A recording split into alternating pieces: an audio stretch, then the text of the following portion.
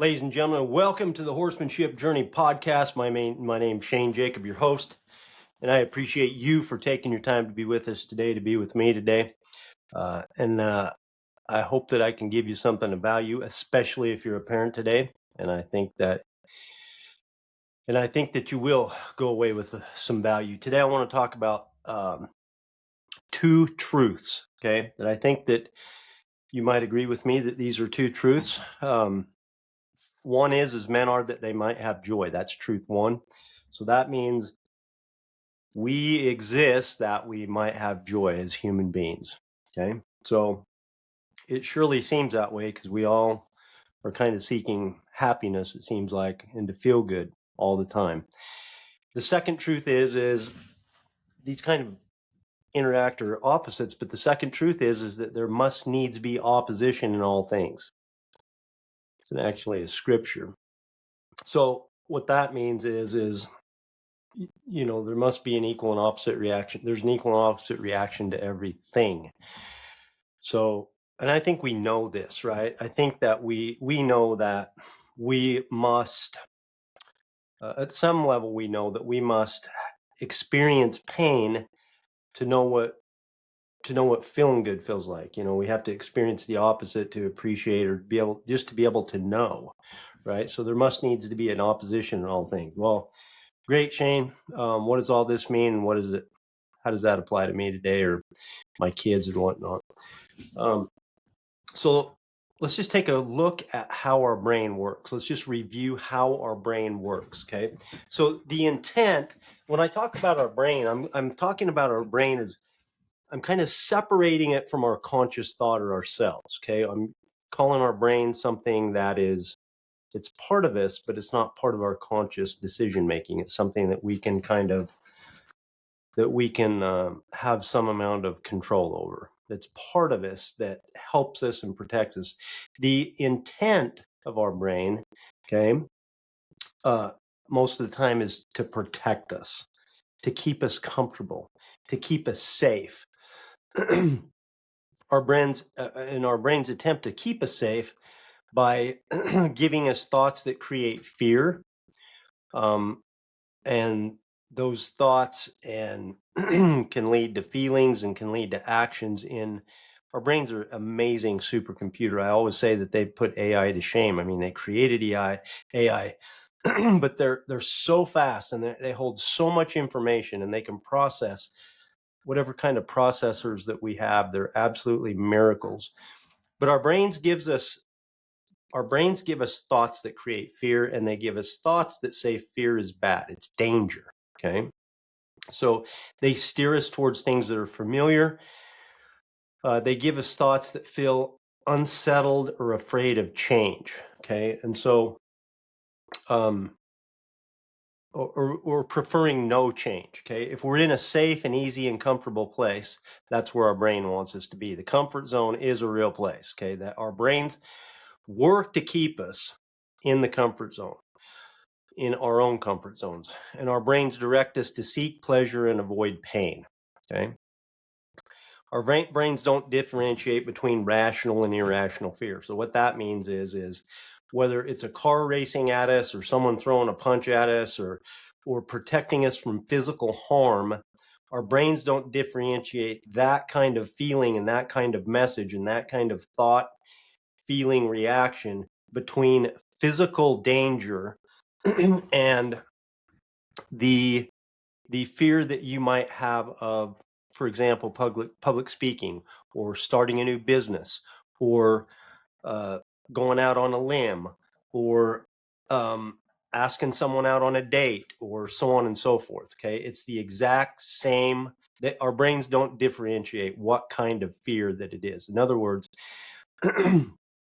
fear that will protect us from harm, or fear that will keep us from progress. Okay, that's what I just described. So our brains also don't differentiate between pleasure or joy, or between pleasure and false pleasure. So what I mean by that, some examples of false pleasure would be our social media, sugar, pornography, drugs, alcohol, video games. So just let me be clear.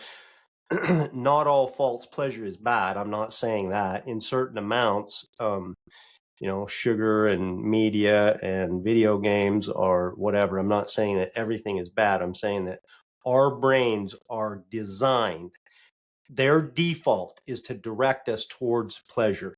And some of these kinds of pleasure is what I consider false pleasure, and I'll tell you exactly what I mean by that. So, as parents, okay, we also are, I believe, our default is to protect our kids from danger and discomfort, all of it, all the time, naturally. Okay, it's kind of instinctual, and parents can, even to the extent that sometimes parents can push doctors, and of course sometimes doctors push parents, but to prescribe drugs to help keep kids from discomfort. So the question I have for you is how much do you want to protect you, or how much do you want to protect your kids from discomfort? One of my mentors, Brooke Castillo from the owner of Life Coach School, says life is 50-50, and that if you agree to that, and if you can accept that life is 50-50, that you'll be better off. In other words, 50% pleasure, 50% discomfort, or 50% joy, 50% pain. Half the time it's good, half the time it's bad. And a lot of times I hear a lot of response to this, and I'll tell you, my first response to that was the same as I hear a lot of people, is that, I kind of prefer 80-20. How about 80% good and 20% bad? I might be able to deal with that. The way I understand it is, Brooke's position on this is that if you accept that life is 50-50, one of the reasons not to accept it, the thinking is that, your expectation is that you're not going to be able to achieve pleasure and joy only half the time. The thing of it is, I think the main point, whether it's exactly 50-50 or not, I think is unimportant. I think Brooke's main message is to accept one of the truths that I mentioned, and that is that there's opposition in all things, which means that there's going to be a percentage of the time, probably close to half, where things are not going to be ideal. They're going to be negative. Things are going to be bad times. So by default, our brains locate the negative. I think this is awful interesting. If you ask people, and I tried this, somebody asked me a question and said, to look back on a memory or a certain this and that and the other, and they asked me to recall like a bad memory from the past, and boom, I had one now, right? I could think quite a few, right? And then they said, well, what's your best memory from this decade, or what's your best memory from your childhood? And I really had to think about it, which kind of to me proves that our brains do default to the negative. We see what's in the way. We see what's wrong. We and what this is it's a danger mechanism. Okay, so our brains aren't our enemy. Our brains are a good thing, but they're trying to protect us. And sometimes that protection, and sometimes our default, the way that our brain is guiding us, doesn't serve us. It doesn't help our end result. So a false pleasure, I'm going to define a false pleasure. A false pleasure is something that your brain has an excessive reaction to, and that it's not evolved enough to accommodate. And so therefore it has a negative consequence. So what I mean by that is we take substances. For example, we would take a grape, okay, and we'd take grapes and would concentrate grapes into wine and would ferment them, and then basically would drink the wine and would get this burst of dopamine. Your brain isn't used to it, and so your brain thinks that wine is a very important thing for your survival. It thinks it is amazing, it is great, it thinks that you need it, and so you begin to drink wine all the time at the expense of other things. Okay. And it's the same with sugar. It's the same with flour. It's the same with heroin, and it's the same with cocaine. Okay. We take all these naturally occurring things in the world, in nature, and we make them so that they affect our brain in a way that's artificial. And that's a false pleasure. That's part of a false pleasure. So your brain is like, wow, this is super pleasure. And this experience is much more amazing than the experience is in our actual life. And so we've kind of escaped our life into this pleasure place. And what it does is it creates this buffer zone. That's why I call it buffering. We get this place between, super pleasure and reality. Okay. It buffers us from reality, creates this barrier, kind of an escape. So we're having we have an experience that's unpleasant, and we try to make the experience pleasant by, for example, eating something. Okay. So we're feeling anxious, or maybe we're feeling stressed or frustrated, and we eat and we get that pleasure, which helps us escape from that emotion. Now, when that happens, here's my question. Does that mean that we're actually happier? When we get that pleasure, or what I'm calling a false pleasure, does that mean that we're actually happier? Does it mean that we're actually having less negative emotion? Or have we just put ourselves into a place that makes us less aware of this negative emotion because we've given ourselves this artificial dopamine hit, or we've given ourselves this artificial pleasure? So buffering just means that when we use external things to change how we feel emotionally. So as soon as you recognize that, as soon as you can recognize and accept that you can be unhappy and that you'll be fine, that it's okay to be unhappy, when you're willing to be unhappy, then what you can find is that you can have the wherewithal to find the thoughts that are causing your unhappiness, and you can get some awareness around it and some power over the the thoughts that are creating these unhappy emotion, these negative emotions.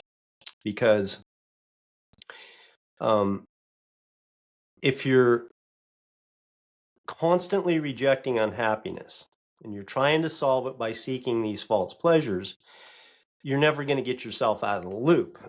And there's all kinds of loops. I could list all kinds of things, but basically it's things that has a long-term negative consequence. It being just short-term gain, but brings you a long-term negative consequence.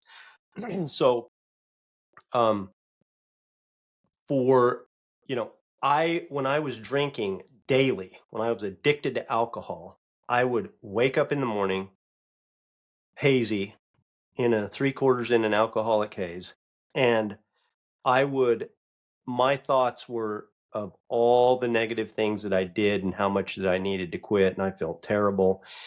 And the way that I escaped this is I drank again, and I got that false pleasure, and I stayed in that loop. I stayed in that loop. I solved my problems.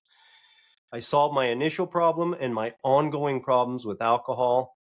Okay, it's not really a solution, but I mask those feelings.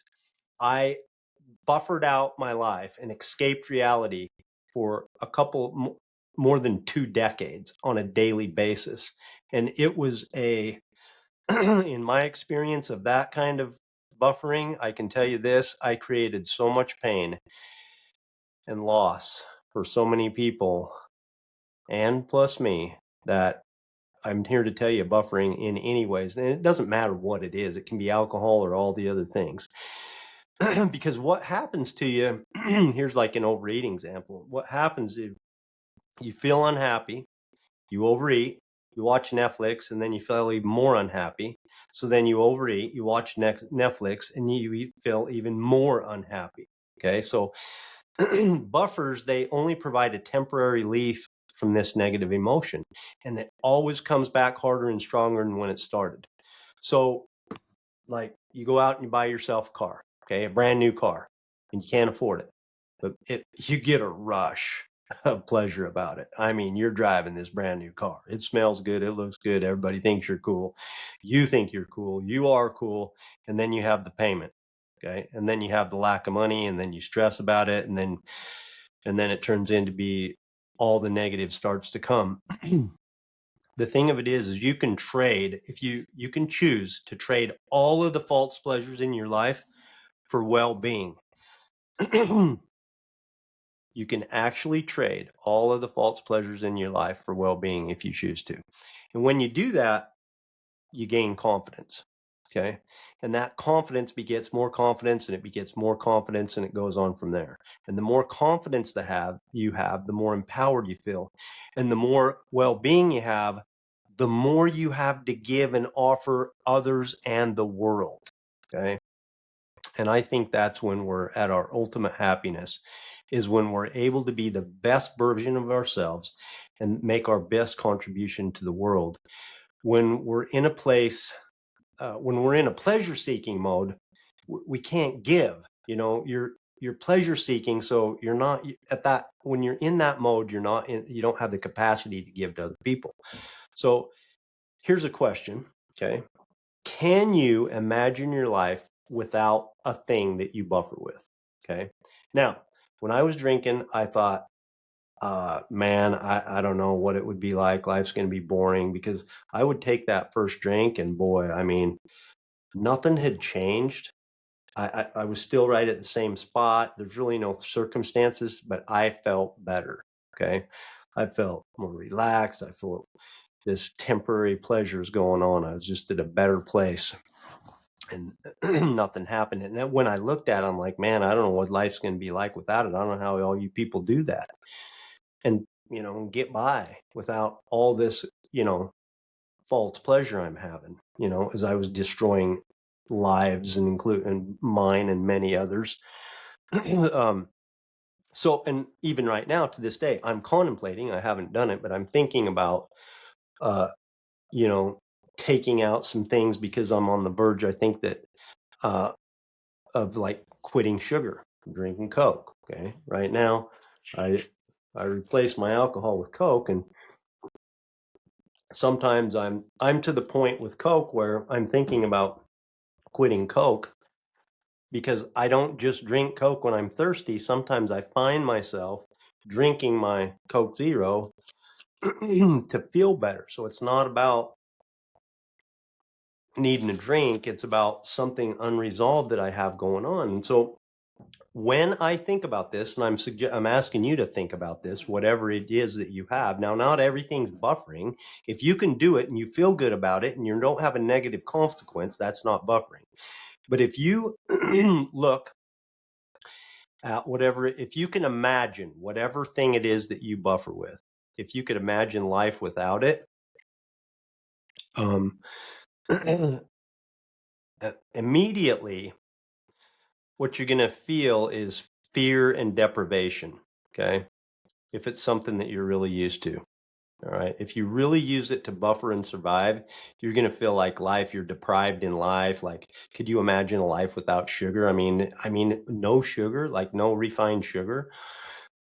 um, and if that's something that you use to feel better, it's hard to even imagine that you could get by without it. And it's because that you believe that you can't survive without it. And the thing of it is, I promise you that I can. I've done it with a few things now besides alcohol. I've done it to lose, I think almost 45 plus pounds, we'll say that. And I promise you that your life without it, it isn't just tolerable, it's actually way better without it. And whatever it is, okay? So just imagine never having that thing again, whatever it is, sugar M&Ms or your Starbucks coffee or your wine or your whatever. Okay. Just imagine that whatever that thing is that's causing you to have a negative consequence in your life, imagine your life without it. Okay. Now that's the easy part. The hard part is the feelings that you'll be left with if you don't have it. And what will you feel? Because you might feel a little bit of withdrawal at the first. You might feel a little bit of deprivation at the first because it's always been your go-to. You're used to going there and getting this getting this pleasure. But ultimately, what you will feel is whatever that emotion that you're trying so desperately to escape or cover up, that's what you'll feel. And that emotion right there, it has some important information for you. It's telling you what you're thinking, and it's telling you what you're believing, and it's telling you how you're going to act and show up in the world. And if you're constantly trying to avoid yourself, you're missing out on your own authentic life. And when you can live an authentic way, you get to author the world your full authentic self. And your own self is a pretty bad, I mean that in a good way. You're an incredible, incredible human being as you are. Okay. So one option is to believe that you should always be happy. And then you can use buffers and pleasure to try to keep you on the side of the line where you're happy all the time. Okay. Option two, the next option is to recognize that half or so of your life is just going to be, excuse me, is going to be and should be, is going to be and should be negative emotion, and not negative emotion that should be escaped from, but negative emotion that should be paid attention to and used to manage yourself and your emotions and to manage your thinking, to be able to manage your results in what life so you can show up that the way that you want to in a way that you're proud of. Your your emotions, right? The way that you feel is an indicator of what's going on for you. To be authentic, and authentic is a word that I'll talk another time about that, because sometimes, well, I'll say being authentic is being, in today's discussion, what I mean is being the way that you are and that you want to be, okay, without a negative consequence. And to have a true relationship with your life, okay, and to be able to do that is part of that is to be willing to experience negative emotion about half the time, okay. And if you're willing to do that without trying to escape, you'll remove all the buffers in your life, and at the same time you can remove all the negative consequences that come with it.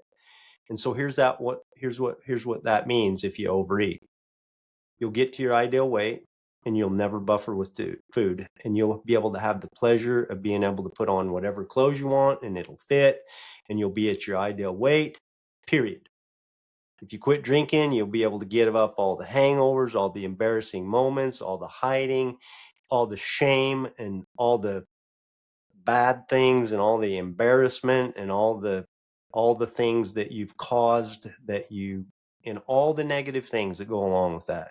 In any way, when you give it up, you get to say goodbye to that. If you give up the clutter, the overbuying, you'll be left with only the best thing in your life.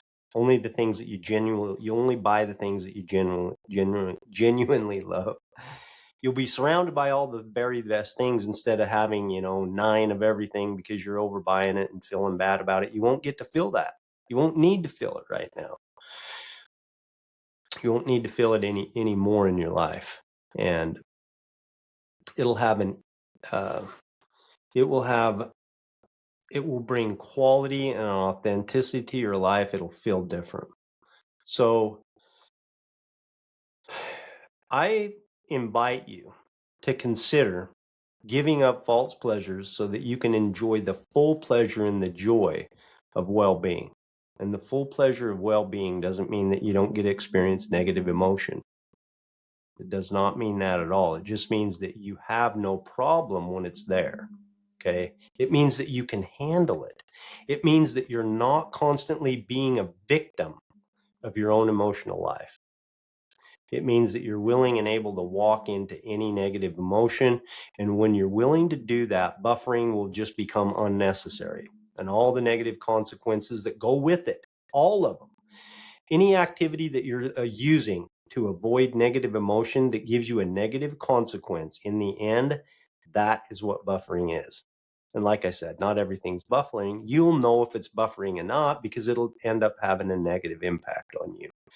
So when we talk to our kids, okay, it is our brain, part of our brain, it is our instinct to protect and to harm. And I mean, we don't want our kids even unhappy, not for a moment.